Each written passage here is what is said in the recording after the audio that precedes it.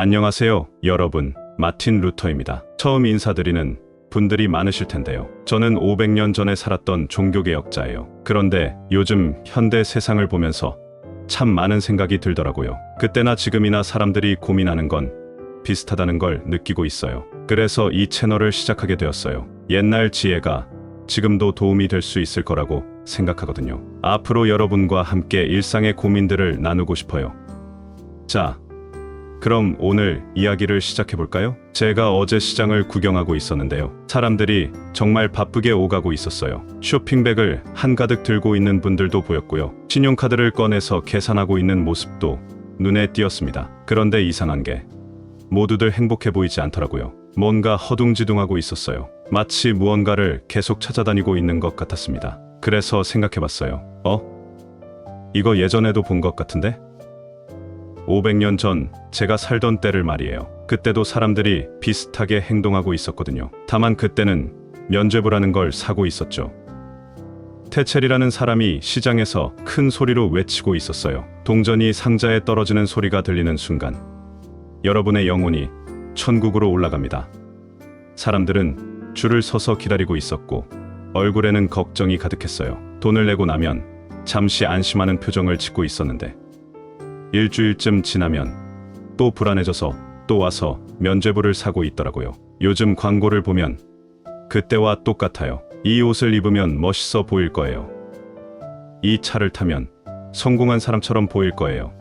새 옷을 입으면 기분이 좋아지지만 며칠 지나면 그냥 평범한 옷이 되어버리죠. 그러면 또 새로운 옷이 필요해져요. 이게 바로 면죄부와 똑같은 거예요. 둘 다 즉각적인 해결을 약속하고 둘 다 내면의 변화 없이 외적인 방법으로 문제를 해결하려 하며 둘 다 끝없는 순환을 만들어내거든요. 진짜 문제는 무엇일까요? 사람 마음이 원래 그래요. 뭔가 부족하다고 느끼고 있거든요. 외롭기도 하고 불안하기도 하고 뭔가 의미를 찾고 싶기도 하고요. 그런데 문제는 이런 마음을 물건으로 채우려고 한다는 거예요. 요즘 심리학자들도 쾌락의 적응이라는 말을 써요. 새로운 물건이 주는 기쁨이 점점 줄어든다는 뜻이에요. 새 스마트폰을 처음 샀을 때는 며칠 동안 정말 신났지만 한 달 지나면 그냥 평범한 핸드폰이 되어버리잖아요. 그러면 뇌가 또 다른 새로운 걸 찾기 시작해요. 상대적 박탈감도 문제예요. 우리는 절대적인 기준으로 만족도를 정하지 않고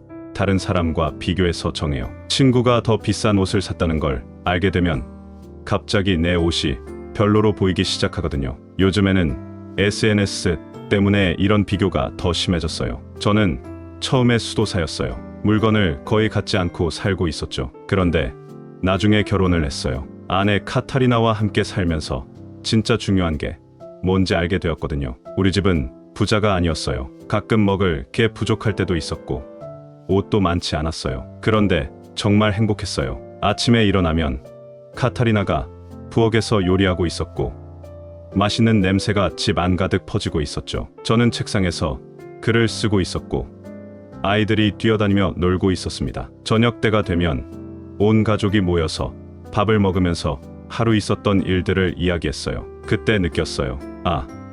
이게 진짜 풍요로운 거구나. 물건이 많아서 풍요로운 게 아니라 사랑하는 사람들과 함께하는 시간이 진짜 보물이었어요. 여러분 시대에 좋은 말씀을 하신 분들이 많더라고요. C.S. 루이스라는 분이 우리 마음 안에는 하나님만이 채울 수 있는 빈 공간이 있다고 했어요. 존 파이퍼라는 목사님도 우리의 기쁨은 하나님 안에서 찾아야 한다고 말씀하고 계세요. 물건에서 기쁨을 찾으려고 하면 실망하게 된다는 거죠. 팀 켈러 목사님은 우상 숭배는 좋은 것을 궁극적인 것으로 만드는 것이다 라고 하셨어요. 돈이나 물건 자체가 나쁜 건 아니에요. 그런데 그걸로 행복을 찾으려고 하면 문제가 되는 거죠. 어떻게 하면 좋을까요? 첫 번째, 사기 전에 잠깐 생각해 보세요. 이게 정말 필요한 걸까? 아니면 그냥 사고 싶은 걸까?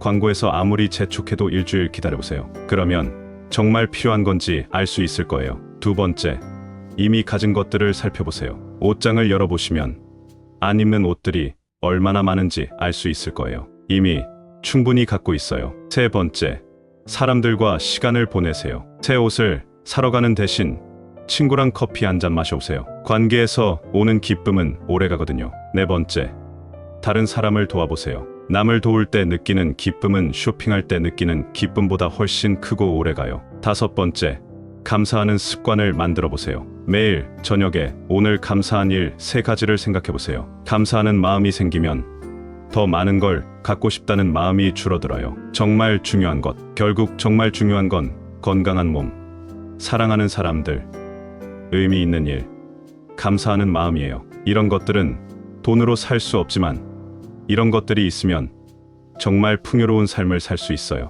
저는 죽기 전에 내가 정말 의미 있는 삶을 살았구나 라고 생각했어요. 그건 많은 물건을 가져서가 아니라 사랑하는 사람들과 함께 했고 의미 있는 일을 했고 다른 사람들을 도울 수 있었기 때문이었어요. 500년 전에도 지금과 비슷한 일이 있었어요. 사람들이 돈으로 평안을 사려고 했지만 잠깐뿐이었죠. 지금도 마찬가지로 물건으로 행복을 사려고 하지만 역시 잠깐뿐이에요. 진짜 행복은 사랑하는 사람들과의 관계, 감사하는 마음, 남을 도우는 기쁨에서 나와요. 여러분께 질문 3개를 드릴게요. 최근에 산 것 중에서 기대만큼 만족스럽지 않은 게 있나요? 여러분은 주로 어떤 기분일 때 쇼핑을 하시나요? 이번 주에 물건을 사는 대신 할 수 있는 의미 있는 일이 뭐가 있을까요? 천천히 생각해 보세요. 급하지 않아요. 여러분과 이렇게 이야기 나눌 수 있어서 정말 기뻤어요. 다음 주에는 교육의 진짜 목적은 뭘까요? 라는 주제로 찾아올게요. 시험 점수와 인생 점수, 어떤 게 더 중요한지 함께 생각해 보려고 해요. 오늘 이야기가 도움이 되었다면 구독 버튼을 눌러주세요. 앞으로도 계속 이런 대화를 나눌 수 있을 거예요. 댓글로 여러분의 생각도 나눠주시고요. 그럼 다음 주에 또 만나요. 건강하게 지내시고 이번 주는 물건 대신 사람들과의 시간을 더 소중히 여기는 한 주가 되시길 바라요. 현대를 사는 루터였습니다. 안녕히 계세요.